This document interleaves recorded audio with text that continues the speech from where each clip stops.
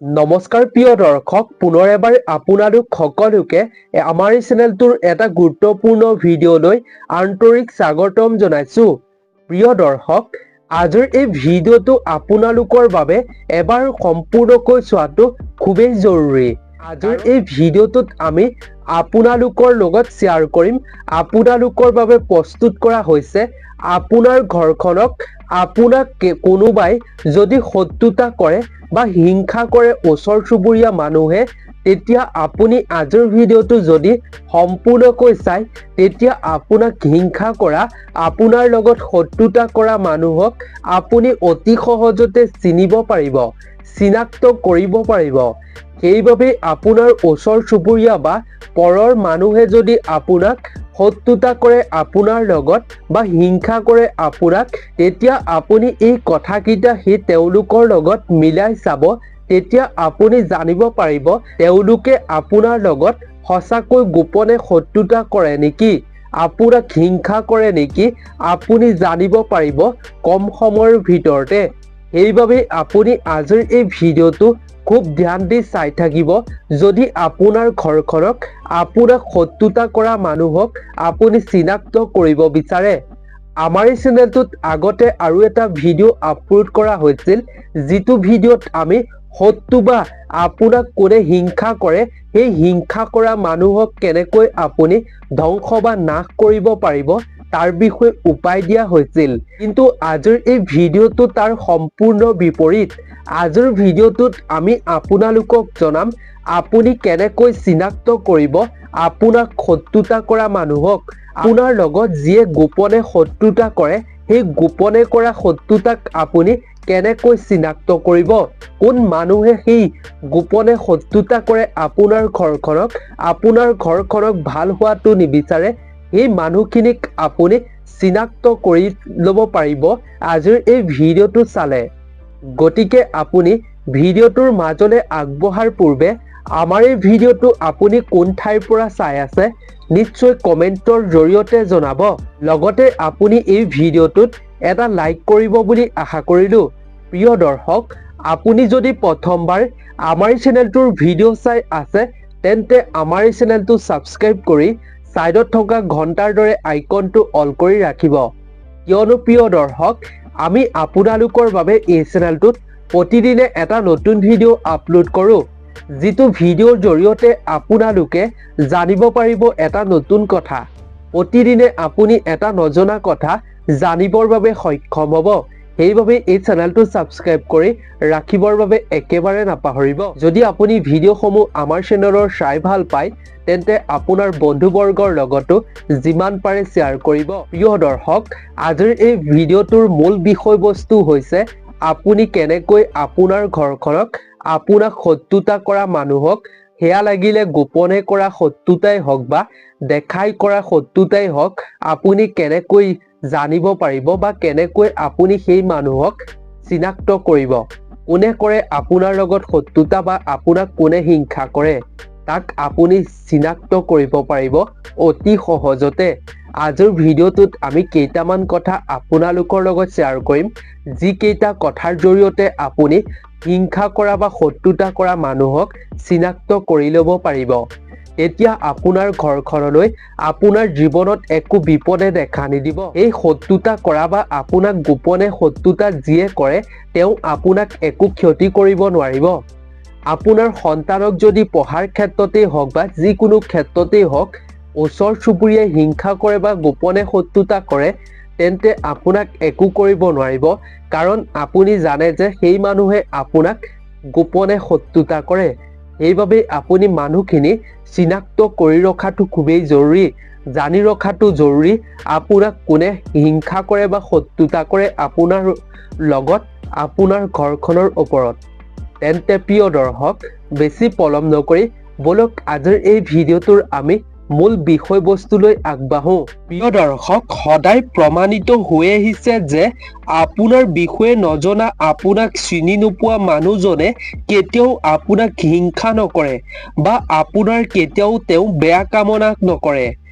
আপোনাক হিংসা কৰে সেইসকল লোকে, সেইসকল ব্যক্তিয়ে যিজনে আপোনাৰ আত্মীয় কুটুম হয়, ওচৰ চুবুৰীয়া নাইবা আপোনাৰ লগৰ হয়, আপোনাৰ বন্ধু হয় আৰু আপোনাৰ সহকৰ্মী প্ৰতিবেশী হয়।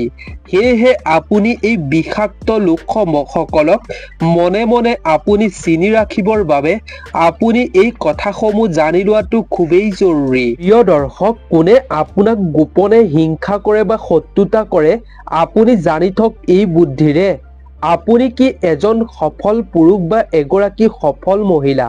আপুনি আত্মীয় সুখ আৰু পাৰিবাৰিক শান্তিৰ তৃপ্ত? যদিহে উত্তৰ হয়, আপোনাৰ পিছফালে কিন্তু কিছু সবুজ চকুৰ ঘূৰি আছে, যি চকু হিংসাত পাকৈত। তেওঁলোকক আপুনি এৰাই চলিব নোৱাৰে, বেয়াকৈও ক'ব নোৱাৰে, কিন্তু চিনাক্ত কৰিবৰো বৰটান। আপুনি চিনাক্ত কেনেকৈ কৰিব তাৰ বাবেও বহুত কঠিন। কেনেকৈ এজন ব্যক্তিক আপুনি চিনাক্ত কৰিব যে এই ব্যক্তিজনে আপোনাক আপোনাৰ ঘৰখনৰ লগত শত্ৰুতা কৰে বা হিংসা কৰে?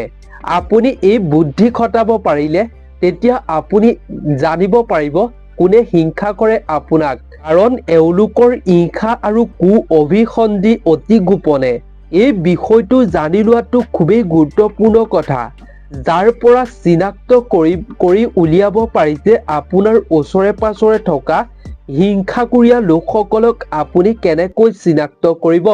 এই লক্ষণসমূহ যদি আপুনি দেখা পাইছে, এই লক্ষণসমূহ যদি হৈছে, তেন্তে আপুনি জানিব পাৰিব আপোনাক এই ব্যক্তিজনে আপোনাৰ লগত হিংসা কৰে। তেন্তে আহক আমি লক্ষণ কেইটাৰ বিষয়ে সুন্দৰভাৱে জানি লওঁ। 1 নম্বৰতে হৈছে, কোনোবাই আপোনাক গোপনে অনুকৰণ কৰিছে নেকি? এইটো হিংসা কৰা লোকসকলৰ প্ৰাথমিক লক্ষণ। এনে লোক আপোনাৰ ওচৰতো থাকিব পাৰে। এনে লোক আপোনাৰ ওচৰতে থাকি আপোনাৰ ভাল বেয়া সকলোসমূহ অনুকৰণ কৰি থাকিব। প্ৰিয় দৰ্শক, সকলো মানুহেই নিজৰ প্ৰশংসা বেলেগৰ মুখত শুনি ভাল পায়। ই মানুহৰ সহজাত প্ৰবৃত্তি।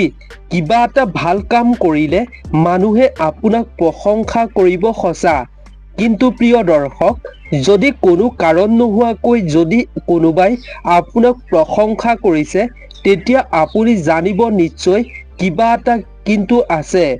বুজি ল'ব যে তেওঁ কিবা এটা ব্যক্তিগত স্বাৰ্থৰ বাবেহে এইটো কৰিছে। তেওঁ অংক বেলেগত। বুজিব যে এই প্ৰশংসা কোনো প্ৰশংসা নহয়, আপোনাক কৰা তাচ্ছল্যহে। এই লোকৰ মুখত মিঠা হাঁহি থাকিলেও মনত আপোনাৰ প্ৰতি বিষ সাঁচি ৰাখে। এনে লোকে কিন্তু আপোনাৰ সফলতাত কেতিয়াও আনন্দিত হ'ব নোৱাৰে। তেওঁ আনন্দিত কেতিয়াও নহয় আৰু অইন লোকেও তেওঁক প্ৰশংসা কৰাটো সহিব নোৱাৰে। এনে বিষাক্ত লোকসকলক আপুনি চিনি ৰাখক আজিয়েই। যদি আপুনি এনে মানুহ লগ পাইছে, এনে লক্ষণ দেখা পাইছে, তেতিয়া আপুনি অলপ সাৱধান হোৱাটো খুবেই জৰুৰী। নহ'লে এনে লোকসকলে আপোনাৰ লগত ভালে থাকি আপোনাৰ সকলো ভাল বেয়া কথা অনুকৰণ কৰি এদিন আপোনাৰ সেই ভাল বেয়া কথাৰ সুযোগ লৈ আপোনাক ক্ষতি কৰাৰ সম্ভাৱনা থাকিব পাৰে। তাৰ প্ৰতি আপুনি লক্ষ্য ৰখাটো খুবেই জৰুৰী। প্ৰিয় দৰ্শক, 2 নম্বৰতে হৈছে, যদি বেছিকৈ খবৰ ৰাখে কোনোবাই আৰু আপোনাৰ লগত অদৰকাৰী তোষামোদ কৰে, তেন্তে আপুনি জানি ল'ব আপোনাৰ সেইজন সঁচাকৈ অনুৰাগী নহয় বা আপোনাৰ সঁচাকৈ সেইজন আপোন নহয়। আপোনাক তলে তলে সেইজন ব্যক্তিয়ে আপোনাক হিংসাহে কৰে। আৰু প্ৰিয় দৰ্শক, আপোনাৰ ওচৰে পাছৰে নাইবা নিজৰ আত্মীয়ৰ মাজতে কিছু এনেকুৱা মানুহ দেখিব যে আপোনাৰ উত্তৰণ কেতিয়াও সহ্য কৰিব নোৱাৰে, সহ্য নকৰে।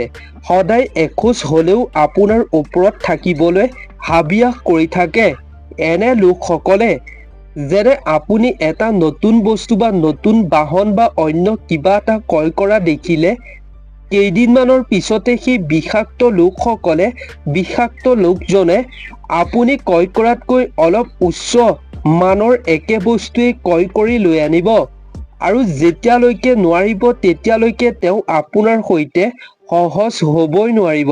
অৰ্থাৎ এই লোকে সদায় আপোনাক ঘেৰ প্ৰতিপন্ন কৰা আৰু অপদস্থ কৰাই কৌতূহল সাঁচি ৰাখে। এনে লোকসকলক আপুনি আজিয়ে চিনাক্ত কৰি ৰাখক, নহ'লে আপোনাৰ কিবা বেয়া হ'লে সেই ঘটনাটো ৰাজি সম্পূৰ্ণ প্ৰচাৰৰ দায়িত্ব তেওঁৱে ল'ব। তাৰ প্ৰতি আপুনি লক্ষ্য ৰাখি তেওঁলোকৰ পৰা আপুনি সাৱধান হ'ব, আপুনি চিনাক্ত কৰাৰ পাছত, যাতে তেওঁলোকে আপোনাক একো ক্ষতি কৰিব নোৱাৰে। এইবাৰ জানো আহক প্ৰিয় দৰ্শক, আমি ৩ নম্বৰ লক্ষণটোৰ বিষয়ে। ৩ নম্বৰ কি বুদ্ধিৰে আমি হিংসা কৰা মানুহক চিনাক্ত কৰিব পাৰিম। ৩ নম্বৰতে হৈছে, যদি কোনোবাই আপোনাৰ সফলতাক তুচ্ছা কৰে, জানিব তেওঁ আপোনাক হিংসা কৰে। এনে লোকক আপুনি অতি উচ্চ সফলতাই হওক বা সৰু সফলতাক আনৰ সৈতে তুলনা কৰি ক'ব খোজে যে তেওঁলোকে এইখিনি কৰিছে, আমুকে বোলে বহুত কৰিলে। যি কথা শুনি আপুনি হীনমান্যতাত ভুগিবলৈ বাধ্য হ'ব। এনে লোক সদায় চিনি ৰাখক, আপোনাক এনে লোকে কেতিয়াবা বিপদত পেলাব পাৰে। তাৰ বাবে আপুনি এনে লোকক চিনাক্ত কৰি ৰাখক, তেতিয়া আপোনাৰ কেতিয়াও তেওঁলোকে ক্ষতি কৰিব নোৱাৰিব।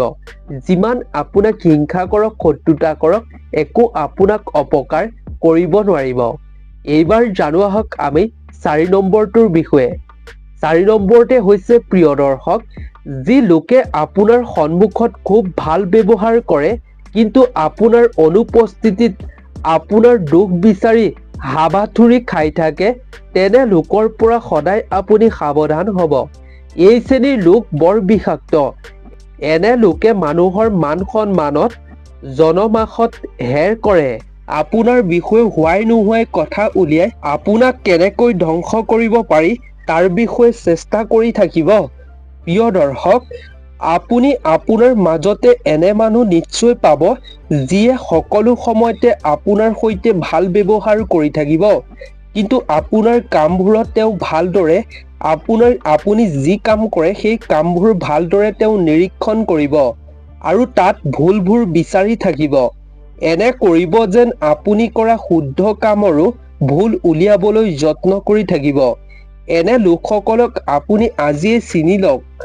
এনে লোকসকলে আপোনাৰ সৈতে ভালকৈ থাকিব আৰু ভালকৈ থাকি আপোনাৰ অনুপস্থিতিত আপোনাৰ বদনাম কৰি থাকিব আৰু আপুনি কৰা ভাল কৰ্মৰ ৰহণ সানি আনৰ আগত বেয়া প্ৰচাৰ কৰিব আৰু আপোনাৰ কাণত যেতিয়া পৰিব, তেতিয়া আপুনি হতাশাত ভুগিব বা হীনমান্যতাত ভুগিব লাগিব।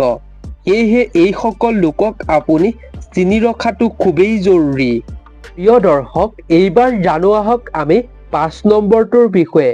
৫ নম্বৰতে হৈছে, যি লোকে আপোনাৰ সদায় খবৰ লয় আৰু আপোনাৰ সৈতে ভাল বেয়া সকলো সময়তে সাক্ষী হয়, কিন্তু কথা বতৰাৰ মাজতে তেওঁলোকে এনে কিছুমান আপোনাক প্ৰশ্ন কৰে, যি কথা আপোনাৰ সম্পূৰ্ণ ব্যক্তিগত আৰু যি প্ৰশ্নই আপোনাক অস্থিৰতাত পেলায়। তেনে লোকক আপুনি চিনি ৰাখক, কাৰণ তেওঁলোকে আপোনাক হিংসা কৰে বা গোপনে আপোনাৰ লগত হিংসা কৰে। তেনে লোকক আপুনি চিনাক্ত কৰি ৰাখক, যাতে আপোনাক কেতিয়াবা আপোনাৰ ভাল বেয়া কথা জানি অপকাৰ কৰিব নোৱাৰে। তেনে লোকসকলে আপোনাক গোপনে হিংসা কৰে বা আপোনাৰ ভাল হোৱাটো তেওঁলোকে সহ্য কৰিব নোৱাৰে, ভাল হোৱাটো দেখিব নোৱাৰে এনে লোকসকলে। তাৰ প্ৰতি আপুনি সাৱধান হওক। এনে লোকসকলক আপুনি চিনাক্ত কৰি ৰাখক, জানি লওক এনে লোকসকলক, যে আপোনাক এনে লোকসকলে, এই মানুহজনে আপোনাৰ লগত গোপনে হিংসা কৰে বা শত্ৰুতা কৰে, তেতিয়া আপোনাক তেওঁলোকে একো ক্ষতি কৰিব নোৱাৰিব। প্ৰিয় দৰ্শক, এইবাৰ জানো আহক আমি ৬ নম্বৰৰ শেষৰটোৰ বিষয়ে। ৬ নম্বৰতে হৈছে প্ৰিয় দৰ্শক, যি ব্যক্তিয়ে আপোনাক উপদেশ দিব, নিজে নিজে উপযাচি উপদেশ দিব, তেনে ব্যক্তিয়ে আপোনাৰ লগত গোপনে শত্ৰুতা কৰে।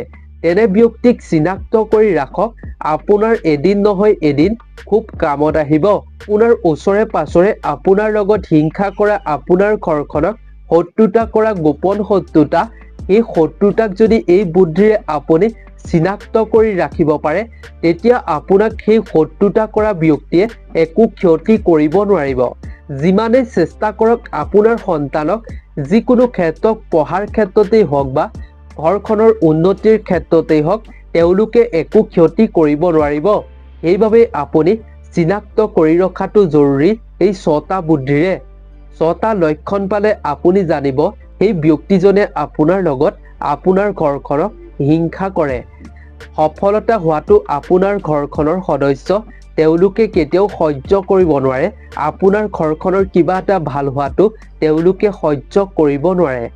গতিকে প্ৰিয় দৰ্শক, আজিৰ এই ভিডিঅ'টো ইমানেই আছিল। আশা কৰোঁ আপুনি হিংসা কৰা বা গোপনে শত্ৰুতা কৰা মানুহক আপুনি চিনাক্ত কৰিবৰ বাবে লক্ষণ জানি আপুনি বহুতো উপকৃত হৈছে। আপুনিও নিশ্চয় ভাল পালে আজিৰ ভিডিঅ'টো চাই। নিশ্চয় নজনা কথা এটা হ'লেও জানিব পাৰিলে। যদি ভিডিঅ'টো আপুনি চাই ভাল পালে তেন্তে আপোনাৰ বন্ধুবৰ্গ আত্মীয় স্বজনৰ লগতো যিমান পাৰে শ্বেয়াৰ কৰি দিব, যাতে তেওঁলোকেও জানিব পাৰে লক্ষণৰ বিষয়ে। গতিকে প্ৰিয় দৰ্শক, আজিৰ এই ভিডিঅ'টোৰ পৰা বিদায় লৈছোঁ। নতুন এটা ভিডিঅ'ৰ লগত সকলোকে পুনৰ এবাৰ লগ পাম। আপোনালোক সকলো ভালে থাকক, সুস্থ থাকক, তাৰে আমিও কামনা কৰিলোঁ। আজিৰ ভিডিঅ'টোৰ পৰা বিদায় লৈছোঁ। ধন্যবাদ।